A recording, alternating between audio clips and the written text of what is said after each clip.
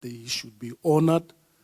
And there will be a major celebration in New York. We just wanted to make sure that we have an opportunity to enjoy him and also give you an opportunity to engage with him.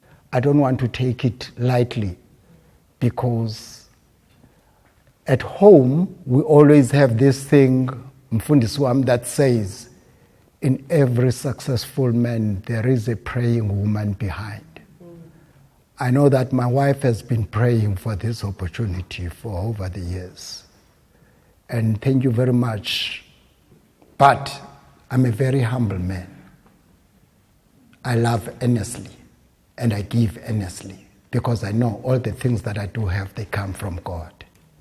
And then they are asking themselves, how can a man of this particular African soil manage to change the status quo of the fashion industry and make it a point that it becomes what it is?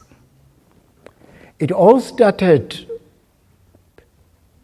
in the 90s or before the 90s, in the 80s, when I used to stay in a street called Vilakazi. When John came for the first time in Johannesburg. I remember very well when I was staying at Vilakazi, then I had to meet Bishop Tutu and the wife, Elena, at the time. They were staying next door to the house that I was staying at, which is at Sakumzi restaurant now, but that was a house called Makubela House, which was the place of my of my uncle. Because clothes are symbol. They tell who you are, where you're coming from, and where you are going to. And when Tata started to dress in that Afrocentric way, he then started to change the status quo of dressing.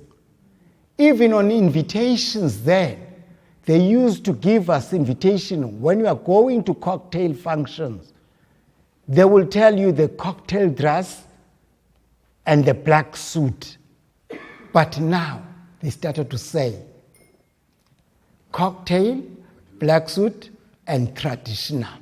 Or you can dress. That was changing the narrative.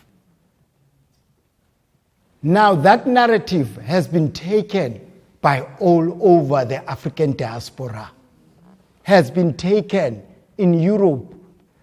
Funny enough, when the Queen visited the first time, and then I was one of the entourage that has to go to London for the first time that Tata has to visit.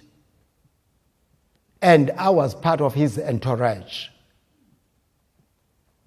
When then I was wearing a particular Afrocentric jacket at the door, because I was invited by Tata personally with all other people when he was being hosted by the Queen. I was stopped at the door because of how I was dressed. They said, sorry sir, you cannot wear this kind of a jacket coming into this function. And guess what? A security that was put there for Utata came running and said, do you know who's this man? If you take this man out, you must as well go and take out the president of South Africa. I was endorsed immediately. I also have got a picture where I was standing next to Margaret Thatcher. We're also dining in the same room. Because she was called the Iron Lady. And I never thought that I would be closer to the Iron Lady. We do have ours as well, our Iron Lady in South Africa. We know who's that one.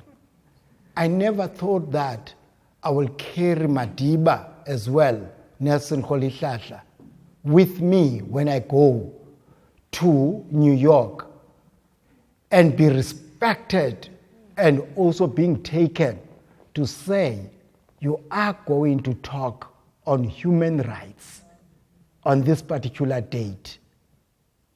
We will bring politicians and so forth to tell them about the dressing and what it means for human rights. that made Nelson Rolihlahla Mandela to be the kind of person that he was.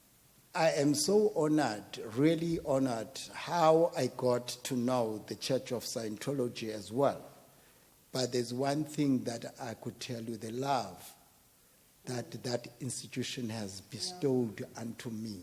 They became my second home, spiritually. Dressing and dressing African is the power to a humankind, especially the African people. Baban Damas is an ambassador of fashion.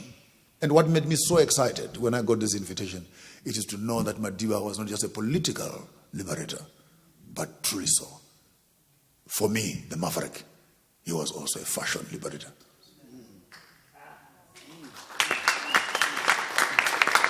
And for that, I would like to celebrate Ubabu so Nwabon Damase, Sonwabile Damase, for such a wonderful work that took our president from the jackets and the ties. Madiba liberated the boardroom. Madiba liberated the parliament. Madiba, viva Madiba, viva! Viva!